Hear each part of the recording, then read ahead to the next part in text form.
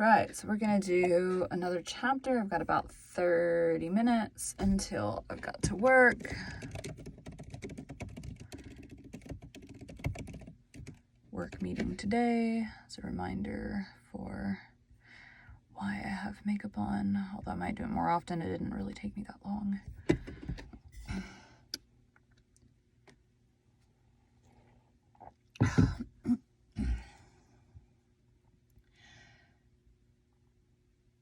Let me make sure this chapter is not like ridiculously long. No.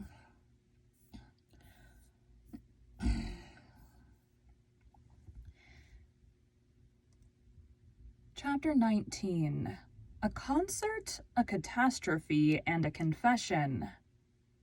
Marilla, can I go over to see Diana just for a minute? Asked Anne, running breathlessly down from the... Chapter 19. A concert, a catastrophe, and a confession. Marilla, can I go over to see Diana just for a minute? Asked Anne, running breathlessly down from the east gable one February evening. I don't see what you want to be traipsing about after dark for, said Marilla shortly.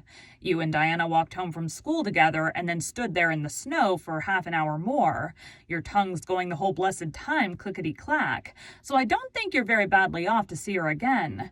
But she wants to see me, pleaded Anne. She has something very important to tell me. How do you know she has? Because she just signaled to me from her window. We have arranged a way to signal with our candles and cardboard. We set the candle on the windowsill and make flashes by passing the cardboard back and forth. So many flashes mean a certain thing. It was my idea, Marilla. I'll warrant you it was, said Marilla emphatically. And the next thing you'll be setting fire to the curtains with your signaling nonsense. Oh, we're very careful, Marilla, and it's so interesting. 2 flashes mean, are you there? 3 mean, yes, and 4, no. 5 mean, come over as soon as possible because I have something important to reveal. Diana has just signaled 5 flashes, and I'm really suffering to know what it is. Well, you needn't suffer any longer, said Marilla sarcastically. You can go, but you're to be back here in just 10 minutes. Remember that. Remember that. Anne did remember it and was back in the stipulated time, although probably no mortal will... Remember that. Anne did remember it and was back in the stipulated time, although probably no mortal will ever... Blah. Remember that. Anne did remember it and was back in the stipulated time, although probably no mortal will ever know just what it cost her to confine the discussion of Diana's important communication within the limits of 10 minutes. But at last she had made good use of them. Oh, Marilla, what do you think? You know, tomorrow is Diana's birthday. Well, her mother told her she could ask me to go home with her from school and stay all night with her. And her cousins are coming over from Newbridge in a big pung sleigh to go to the debating club concert at the hall tomorrow night. And they're going to take Diana and me to the concert. If you'll let me go, that is. You will, won't you, Marilla? Oh, I feel so excited.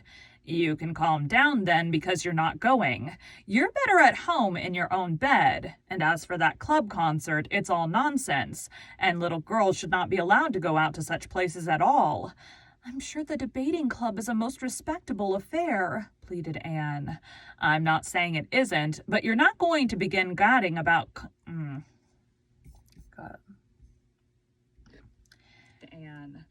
I'm not saying it isn't, but you're not going to begin gadding about to concerts and staying out all hours of the night. Pretty doings for children. I'm surprised at Mrs. Barry's letting Diana go.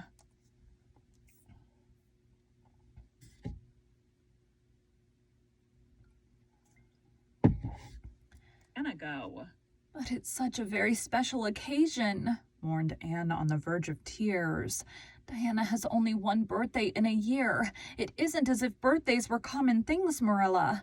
Prissy Andrews is going to recite Curfew Must Not Ring Tonight. That is such a good moral piece, Marilla. I'm sure it would do me lots of good to hear it. And the choir are going to sing 4 lovely, pathetic songs that are pretty near as good as hymns.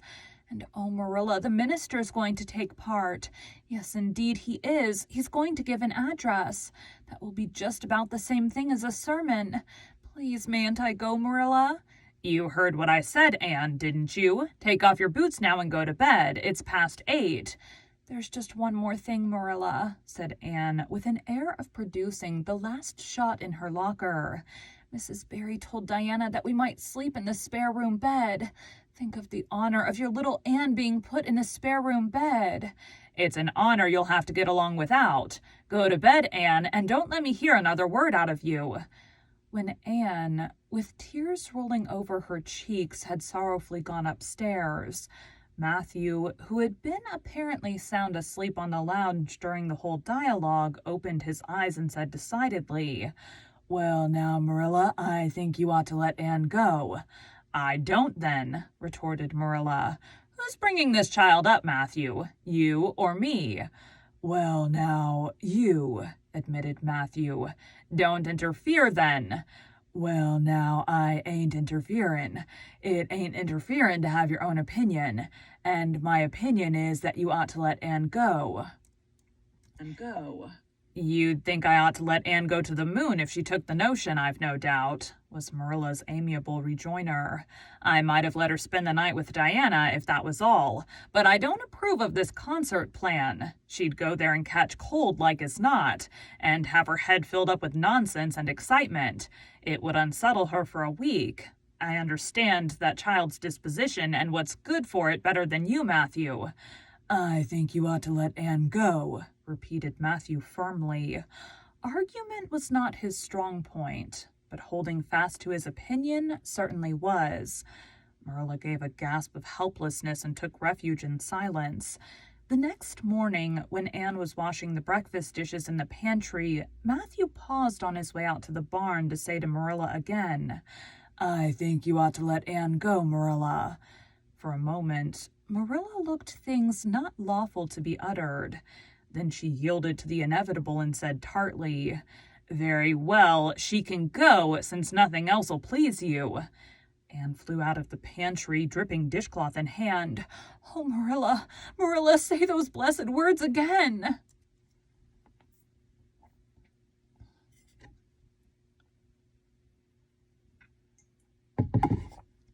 Again. "I guess once is enough to say them. This is Matthew's doings, and I wash my hands of it. If you catch pneumonia sleeping in a strange bed or coming out of that hot hall in the middle of the night, don't blame me, blame Matthew. And Shirley, you're dripping greasy water all over the floor. I never saw such a careless child."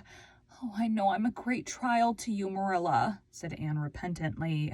"I make so many mistakes, but then just think of all the mistakes I don't make, although I might. I'll get some sand and scrub up the spots before I go to school. Oh, Marilla, my heart was just set on going to that concert.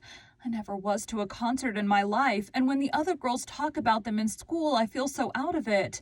You didn't know just how I felt about it, but you see, Matthew did. Matthew understands me, and it's so nice to be understood, Marilla."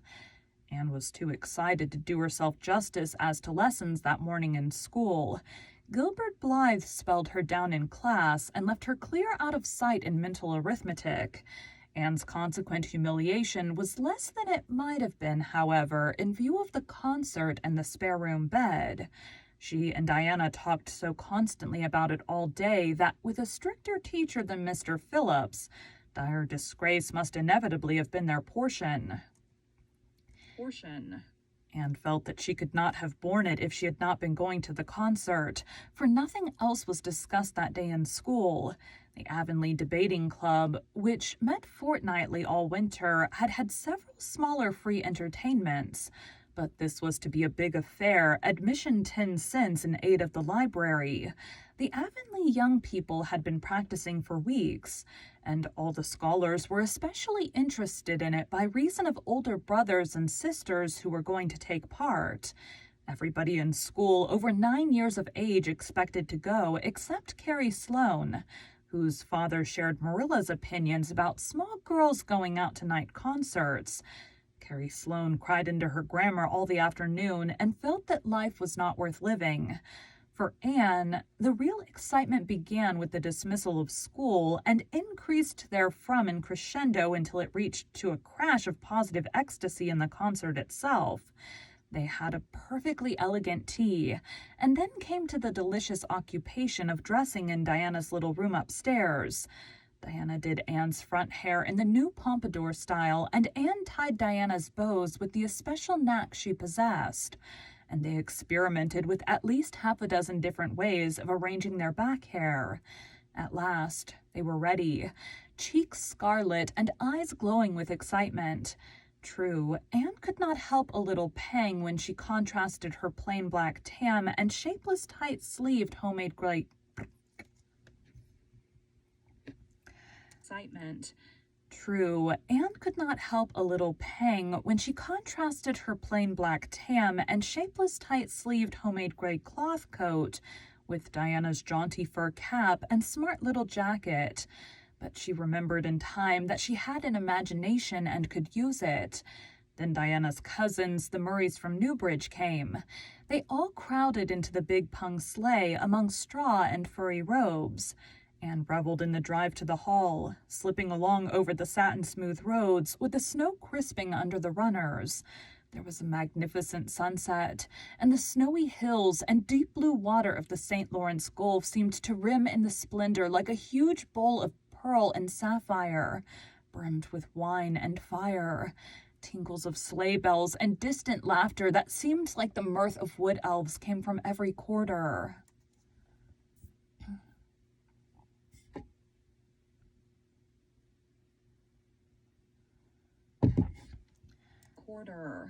Oh, Diana, breathed Anne, squeezing Diana's mittened hand under the fur robe. Isn't it all like a beautiful dream? Do I really look the same as usual? I feel so different that it seems to me it must show in my looks. You look awfully nice, said Diana, who, having just received a compliment from one of her cousins, felt that she ought to pass it on. You've got the loveliest color.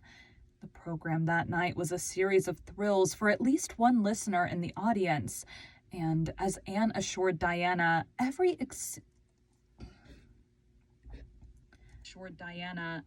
succeeding thrill was thrillier than the last.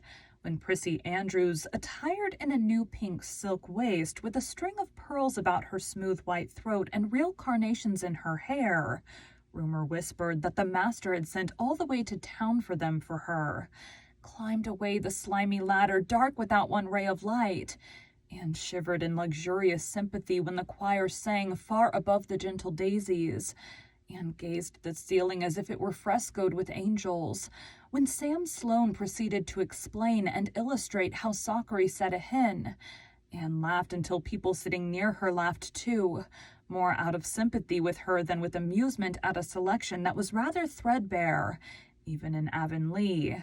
And when Mr. Phillips gave Mark Antony's oration over the dead body of Caesar in the most heart-stirring tones, looking at Prissy Andrews at the end of every sentence, Anne felt that she could rise and mutiny on the spot if but one Roman citizen led the way.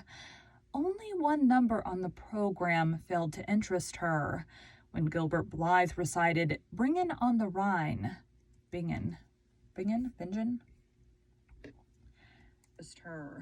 When Gilbert Blythe recited Bingen on the Rhine, Anne picked up Rhoda Murray's library book and read it until he had finished, when she sat rigidly stiff and motionless while Diana clapped her hands until they tingled. It was 11 when they got home, sated with dissipation, but with exceeding sweet pleasure of talking it all over still to come. Everybody seemed asleep, and the house was dark and silent. Anne and Diana tiptoed into the parlor, a long, narrow room out of which the spare room opened. It was pleasantly warm and dimly lighted by the embers of a fire in the grate. "Let's undress here," said Diana. "It's so nice and warm." "Hasn't it been a delightful time?" sighed Anne rapturously. "It must be splendid to get up and recite there. Do you suppose we will ever be asked to do it, Diana?" "Yes, of course, someday.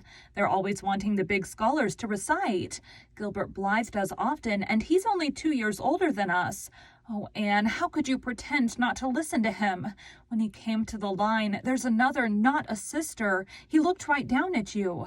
Diana, said Anne with dignity, you are my bosom friend, but I cannot allow even you to speak to me of that person. Are you ready for bed? Let's run a race and see who'll get to the bed first. The suggestion appealed to Diana.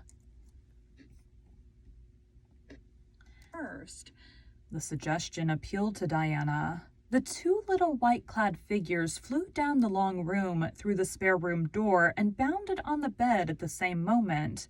And then something moved beneath them. There was a gasp and a cry, and somebody said in muffled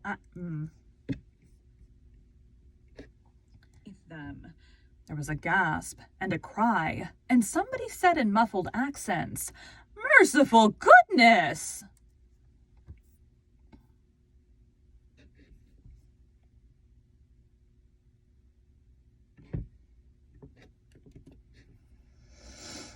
I believe this is her aunt.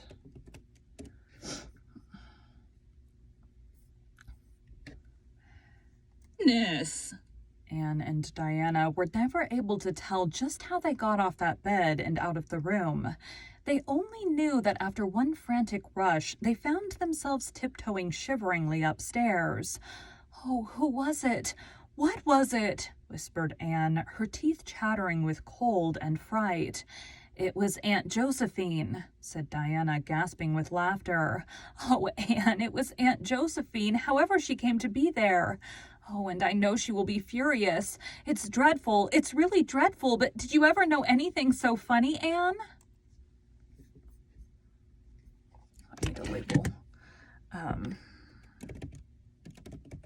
Josephine. Her voice. I have a queen in one of the books I'm working on, and that's the same voice I just used there. "Funny, Anne? Who is your Aunt Josephine?" "She's father's aunt, and she lives in Charlottetown. She's awfully old, 70 anyhow, and I don't believe she was ever a little girl. We were expecting her out for a visit, but not so soon. She's awfully prim and proper, and she'll scold dreadfully about this, I know. Well, we'll have to sleep with Minnie May, and you can't think how she kicks." Miss Josephine Barry did not appear at the early breakfast the next morning. Mrs. Barry smiled kindly at the two little girls. "Did you have a good time last night? I tried to stay awake until you came home, for I wanted to tell you Aunt Josephine had come, and that you would have to go upstairs after all, but I was so tired I fell asleep. I hope you didn't disturb your aunt, Diana." Diana preserved a discreet silence, but she and Anne exchanged furtive smiles of guilty amusement across the table. Anne hurried home after breakfast and so remained in blissful ignorance of the disturbance, which presently resulted in the Barry household until the late afternoon, when she went down to Mrs. Lynde's on an errand for Marilla. "So you and Aunt..." "So you and Diana nearly frightened poor old Miss Barry to death last night," said Mrs. Lynde severely, but with a twinkle in her eye. "Mrs. Barry was here a few minutes ago on her way to Carmody. She's feeling real worried over it. Old Miss Barry was in a terrible temper when she got up this morning, and Josephine Barry's temper is no joke. I can tell you that. She wouldn't speak to Diana at all."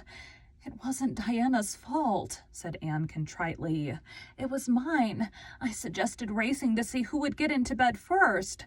"I knew it," said Mrs. Lynde with the exultation of a correct guesser.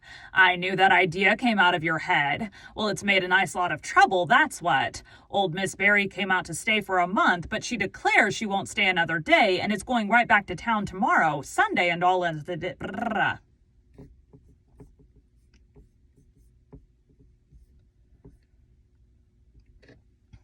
Well, that's what.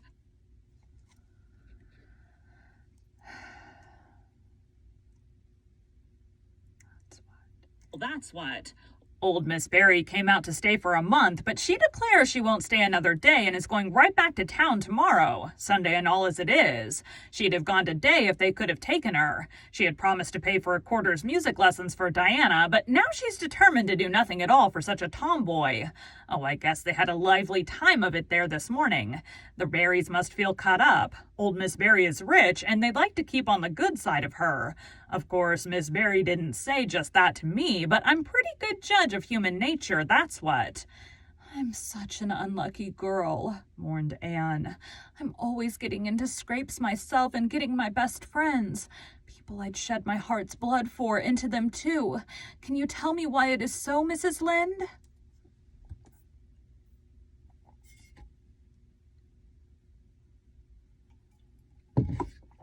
Mrs. Lynde? It's because you're too heedless and impulsive, child, that's what. You never stop to think whatever comes into your head to say or do. You say or do it without a moment's reflection. Oh, but that's the best of it, protested Anne. Something just flashes into your mind, so exciting, and you must out with it. If you stop to think it over, you spoil it all. Haven't you never felt that yourself, Mrs. Lynde?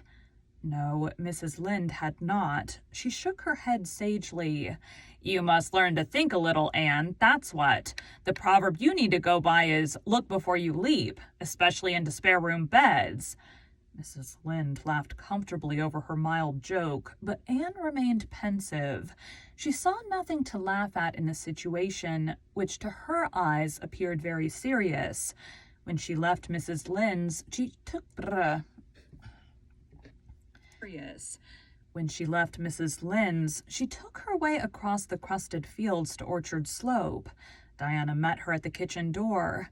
Your Aunt Josephine was very cross about it, wasn't she? Whispered Anne.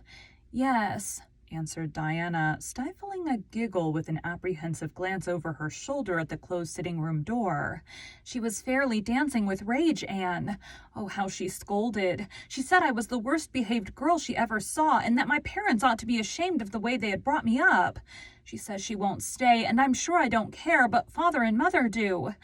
Why didn't you tell them it was my fault? Demanded Anne. It's likely I'd do such a thing, isn't it? Said Diana with just scorn. I'm no telltale, Anne Shirley, and anyhow, I was just as much to blame as you. Well, I'm going to tell her myself, said Anne resolutely. Diana stared. Anne Shirley, you'd never! Why, she'll eat you alive! Don't frighten me any more than I am frightened, implored Anne. I'd rather walk up to a cannon's mouth, but I've got to do it, Diana. It was my fault, and I've got to confess. I've had practice in confessing, fortunately. Well, she's in the room, said... Wow, that was not Diana's voice. Fortunately. Well, she's in the room, said Diana. You can go in if you want to. I wouldn't dare, and I don't believe you'll do a bit of good. With this encouragement, Anne bearded the lion in its den. That is to say, walked resolutely up to the sitting-room door and knocked faintly. A sharp, come in, A sharp come in followed. Miss Josephine Barry, thin, prim, and rigid, was knitting fiercely by the fire, her wrath quite unappeased, and her eyes snapping through her gold-rimmed glasses. She wheeled around in her chair, expecting to see Diana, and beheld a white-faced girl, whose great eyes were brimmed up with a mixture of desperate courage and shrinking terror. "Who are you?" demanded Miss Josephine Barry without ceremony. "I'm Anne of Green Gables," said the small visitor tremulously, clasping her hands with her characteristic gesture. "And I've come to confess, if you please." "Confess what?" "What?" "That it was all my fault about jumping into bed on you last night. I suggested it. Diana would never have thought of such a thing, I'm sure. Diana is a very ladylike girl, Miss Barry, so you must see how unjust it is to blame her." "Oh,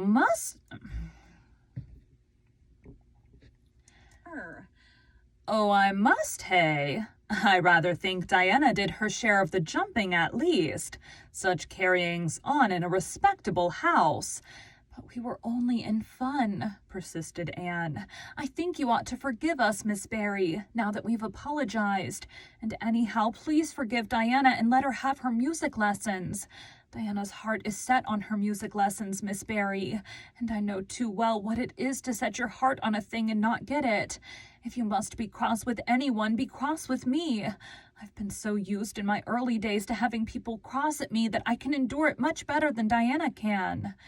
Much of the snap had gone out of the old lady's eyes by this time and was replaced by a twinkle of amused interest, but she still said severely, I don't think it is any excuse for you that you were only in fun. Little girls never indulged in that kind of fun when I was young. You don't know what it is to be awakened out of a sound sleep after a long and arduous journey by two great girls coming bounce down on you. I don't know, but I can imagine, said Anne eagerly. I'm sure it must have been very disturbing, but then there is our side of it too. Have you any imagination, Miss Barry? If you have, just put yourself in our place. We didn't know there was anybody in that bed, and you nearly scared us to death.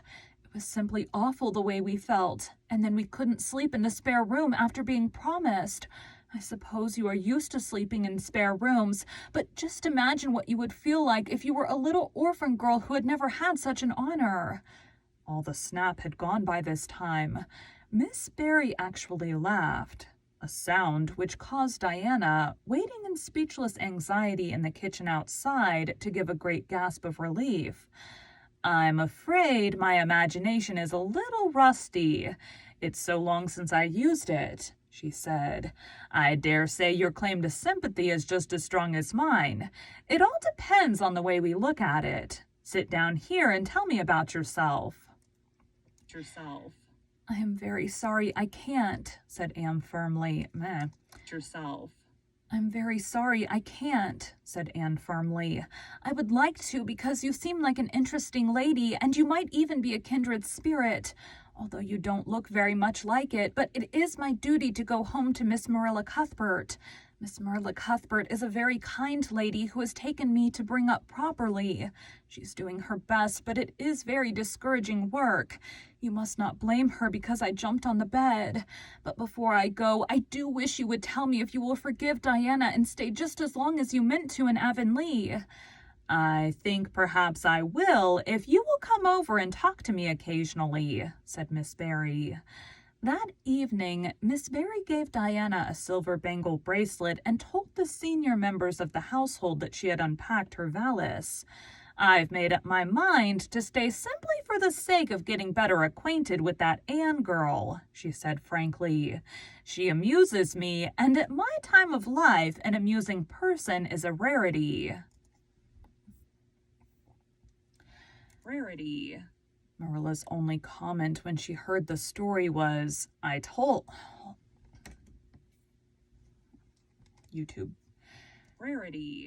Marilla's only comment when she heard the story was, I told you so. This was for Matthew's benefit. Miss Barry stayed her month out and over. She was a more agreeable guest than usual, for Anne kept her in good humor. They became firm friends. When Miss Barry went away, she said, Remember, you Anne girl, when you come to town, you're to visit me, and I'll put you in my very sparest spare-room bed to sleep. Miss Barry was a kindred spirit after all, Anne confided to Marilla. You wouldn't think so to look at her, but she is. You don't find it right out at first, as in Matthew's case, but after a while you come to see it. Kindred spirits are not so scarce as I used to think. It's splendid to find out there are so many of them in the world. So the downside is talking slower makes the episodes take longer to record, but I feel like it'll make for a better thing. So let me know what you guys think.